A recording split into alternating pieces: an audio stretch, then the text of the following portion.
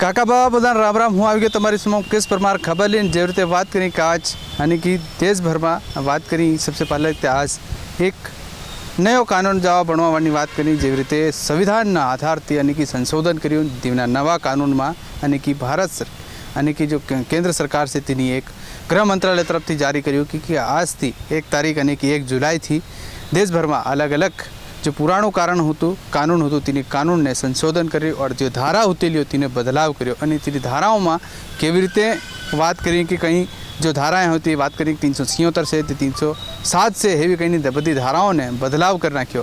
तीनी हाथे हमारी हाथे जे खास से तिहुन पूछी तीना पूरा मामला पर हुई बात करी और तीना अधिकारियों कर्मचारियों थी भी पूछी तो पुलिस प्रशासन नो कहेवानुं कि हालांकि धाराओं में बदलाव जरूर थयो आंकड़ों नो आधार से, लेकिन जे धारा जीनी पर बात करी 376 नी जे धारा है तो 307 नी जो धारा से तीनी धारा में खास बदलाव नहीं था। हालांकि तेना नंबर बदलाई गया और तेना नंबर बदलावी अलग अलग नंबर पर आई गया तो हेवी रहे, लेकिन ते सजा से ते सजा ते रहवानी। जेवी रीते बात करी कि हाँ पुलिस प्रशासन पहले एवी रीतनी करती कि कार्रवाई करती एक लिखित अने फिर जाए तेनी वीडियोग्राफी करावती रही। वीडियोग्राफी भी हाव करवी पड़े, पहले वीडियोग्राफी की जरूरत होती नहीं अने ते वीडियोग्राफी पूरी वीडियो बनावो पड़े अने एफआईआर तई मौके पर जाए मौका मुआयना करे अने पूरी घटनाक्रमनी वीडियो रिकॉर्डिंग थाय। तेना वीडियो रिकॉर्डिंग भी तेनी एफआईआर या तेनी घटना जे थाय ते तमोन बधुं तेना मोबाइल में रिकॉर्डिंग करी ते बधुं तमोन बताड़वुं पड़े अने त्यो वीडियो रिकॉर्डिंग बधुं थाय त्यो कोर्ट में जमा थई जाए अने कि जेवी रीते तमारी डायरी पेज थाय ते त्यां थई जाए अने अगर तमो झूठ भी बोलो तो भी तुम 3 धराई जाओ, क्योंकि तुम एफआईआर में एमनी किसी की बाद में घना वकील बदली जाता है, गवाह बदली जाता है, बराबर गवाह नहीं उतरतेली तो कहीं न कहीं हाव तीना कानून में कड़क नियम कायदो थाई गयो तो तीना कड़क नियम कायदा थी घणी बधी परेशानी हाव लोग आवावाड़ी से एवी रीते लागी रू से। लेकिन पुलिस प्रशासन कह रही कि हम लोग गाँव गाँव फले फले जाए लोग जागृत करूँ, तड़वी हूँ से सरपंच हूँ ने बधाने जागृत करूँ कि हर धाराओं ने बताड़वा हूँ, हर धाराओं ने बताड़ूँ जो नंबर बदलाया से त्या जो नियम कायदो त्यो से ते सजा से, लेकिन खाली जो नंबर 302 है तो 306 थी गई 305 थी गई हेवी कि अलग अलग धारा में बदल नाखी। जेवी रीते बात करी खास कर झापवा में हाल लोगों खास कर धाराना बारा में बात करी तो धाराना बारा में तो मोटी मोटी जो धारा से मारी कन जे खास तीनी पर बात बताड़ू खास कर जो महिला संबंधित है, चोरी से, डकेती से जे धारा जे लागतेली त्यो त्यो कायदो रहे, लेकिन तीनी धारा में खाली आंकड़ो बदल नाख्यो, तीनू नाम बदल नाख्यु। तो कहीं न कहीं लूटनी बात करिए तो लूट में 332, 392, 393, 394 होते, लेकिन तीन नवीकरण में कर नाखी 309, 309 हेवी रीते अलग अलग वाट नाखी। जैसे बात करें कि 300, 509 चोरी वाली बात करें कि 303 उठाई गया तो हेवी रीते अलग अलग बधी धाराओं ने बदलाव कर नाख्यो। खास कर हम तमारा एना न्यूज़पेपर माध्यम थी वीडियो माध्यम थी हर धारा तुमने बदलाव बताड़ी रहा है इनी में केवी रीते बदलाव थई रह्यो तेनी बधी बात से। जेवी रीते पहला पुलिस प्रशासन हूँ करतेला कि हाँ तुम अगर तमारे साथ अगर तुम वीडियो प्रूफ सब बनायु बराबर और तमारी एफआईआर नहीं थाय तो तुम्हारी ऑनलाइन भी एफआईआर थी सके। तुमन भले मौका पर कहीं आदमी नहीं मिले, लेकिन तुमने वीडियोग्राफी बराबर करवू पड़े, तीनों वीडियोग्राफी काट साट नहीं करवू पड़े ताकि तो बराबर पूरा वीडियो उतारी मोकली सको, कोर्ट में भी तुम्हारी कार्रवाई थी सके। एवी रीते हमणे जो बदलाव कर्यो, हालांकि इनमें हजू घणो समय लागे इन बधी धाराओं ने समझवा हारू, क्योंकि पुलिस प्रशासन थी भी बात करी या कोर्टना जो वकील से तीहूँ भी हम बात करी थी त्या भी हम कीरा कि हम हाल इन धाराओं ने समझवानो भले हम शुरुआत थी 0 थी करवी पड़े और जेम तेम कर हम मुँहे याद बधी याद धाराएँ होती हो, चाहे वो गाँव तड़वीनी हो या गाँव सरपंच हो या गाँव जाणकार आदमी हो, वातड़ियों हो, तीहूँ भी एक एक धारा याद रहतेली, लेकिन तीनी धारा ने हाव 3 फेरती एक रटवी पड़े और 3 फेर याद करवी पड़े ताकि तीनी धारा पर हूँ से तो हेवी रीते धाराओं में तमने समझवू पड़े। एवी रीते झापवाना जे कोर्टना जे वकील से तीहूँ भी हेवी रीतनी बधी बातें करियो, जिला पुलिस प्रशासन ने एसपी साहबे भी एनी पर बधी बातें करियो। तो हेवी रीते आखिर हूँ कीधुं हुई ते भी तमो सांभळो और फिर हेवी रीतनी हम तमारी वशमां આવી રીતની देश प्रदेशनी बधी जाणकार और खबर तमारी वशमां हम लईने आवता रहूँ। काका बाबा बधाने राम राम। और एनी पहला तमो ये या हूँ कीरा वकील साहब और एसपी साहबे हूँ कीधुं ते भी तमो सांभळो। है ये पूरी ये जो भारतीय न्याय संहिता के हिसाब से नया कानून बना है, पहले उसको आईपीसी बोलते थे, भारतीय दंड विधान, और कुछ धाराओं में बदलाव किया है। जैसे पहले 302 हत्या के लिए होती थी, 376 रेप वगैरह के लिए होती थी, साधारण मारपीट के लिए 323 थी। इन धाराओं का क्रमांक बदल दिया गया है। उसमें सज़ा वही है, वो सब है, एक ही रहेगा, लेकिन क्रमांक चेंज हो गया। तो उस वजह से क्या है, हम अधिवक्ताओं को, हमारे लिए भी एक नई चीज़ है। हमको शुरू से इसके लिए ABCD करना पड़ेगी, क्योंकि अब हमको पूरी भारतीय न्याय संहिता शुरू से पढ़ना पड़ेगी। कुछ सेक्शन सेम है, लेकिन कुछ सेक्शनों की धारा का क्रम चेंज होने से उसका हमको भी अब अध्ययन तो करना पड़ेगा। इसलिए इसको अभी तो शुरुआत में बहुत परेशानी आने वाली है। और अच्छा, वैसे कुछ पुराना जो अंग्रेज़ों के समय से कानून लागू हुआ था उसको नया लागू किया है, जिसमें पीड़ितों को भी लाभ दिया गया है।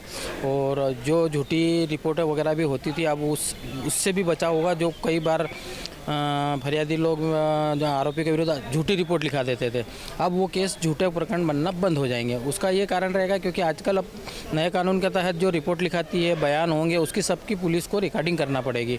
और वो रिकॉर्डिंग जब होगी तो जो हकीकत घटना होगी वही घटना होगी। कोई झूठी रिपोर्ट वगैरह नहीं की तो कोई झूठे प्रकरण नहीं बनेंगे। अब तो पुलिस को भी फ़ायदा होगा और न्यायालय में भी पेंडेंसी कम होगी।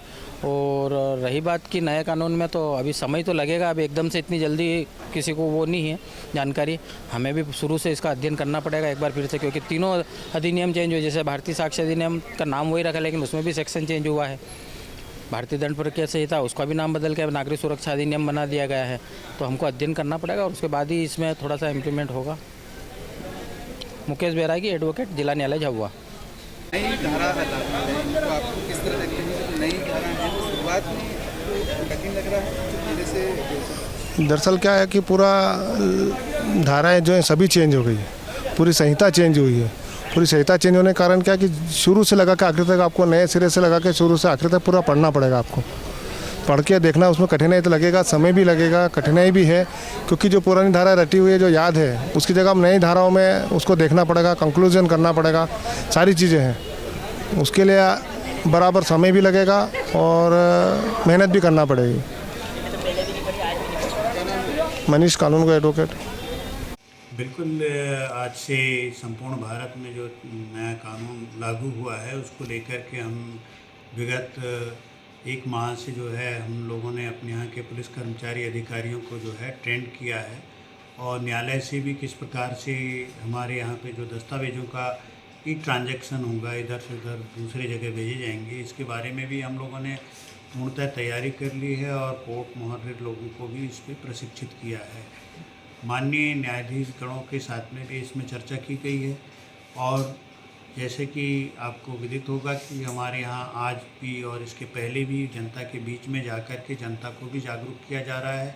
और जो इस कानून की सबसे जो महत्वपूर्ण बात है कि इसमें जो ऑडियो वीडियो जो दस्तावेज हैं या किसी प्रकार के वीडियोज़ हैं, क्लिप्स हैं, CCTV कैमरे के फुटेज हैं, ये भी अब नए कानून में जो है एक साक्ष्य के रूप में ग्राह्य किया जाएगा। तो इसके संबंध में भी आम जनता को बताया जा रहा है। और जो बहुत सारी चीज़ें जो साइबर एक्ट में हुआ करती थी, अब वो साक्ष्य अधिनियम में इसमें जो है ग्राह्य होने से किस तरह से आम आदमी को मतलब फ़ायदा होगा, इसके बारे में भी बताया गया है। और महिलाओं और बच्चों से संबंधित जो अपराध हैं उन मामलों में नया कानून में बहुत संवेदनशीलता बरती गई है। और इसके संबंध में जो है हमारे जो पुलिस विवेचक हैं उनके पास जाकर के ही उनकी जो स्टेटमेंट है मोबाइल में लेंगे। और उनके संबंध में जो आर्थिक क्षति को लेकर के भी इस कानून में बहुत अच्छे प्रावधान किए गए हैं, क्योंकि पूर्व के कानूनों में जो है अंग्रेजी मानसिकता झलकती थी, जिसमें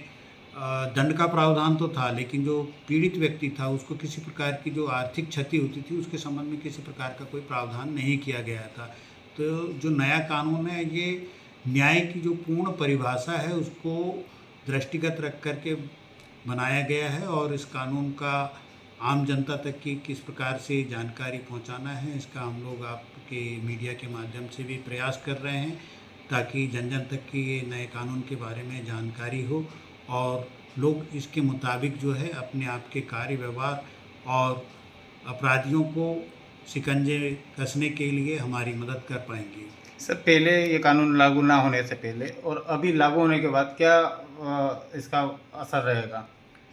बिल्कुल निश्चित रूप से जैसा कि मैंने कहा कि इसमें न्याय को दृष्टिगत रखा गया है और इस बात से जो है लोगों के मन में एक पीड़ा बनी रहती थी कि सामने वाले को आरोपी को सज़ा तो मिल जाती थी, लेकिन जिस व्यक्ति के साथ में किसी प्रकार की आर्थिक क्षति होती थी, जैसे किसी व्यक्ति का जो है कि कमाने वाला ख़त्म हो जाता था लेकिन उसको किसी प्रकार की आर्थिक क्षति की पूर्ति नहीं होती थी, तो इसमें जो योजनाएं भी रखी गई हैं, माननीय न्यायालयों को भी इस संबंध में पावर दिए गए हैं कि वो आर्थिक रूप से जो है सज़ा दंडित कर सकता है, जिससे उसकी जो पीड़ित व्यक्ति को उसके दंडित जो राशि है उस राशि में से कुछ राशि उसको प्रदान की जा सकती है।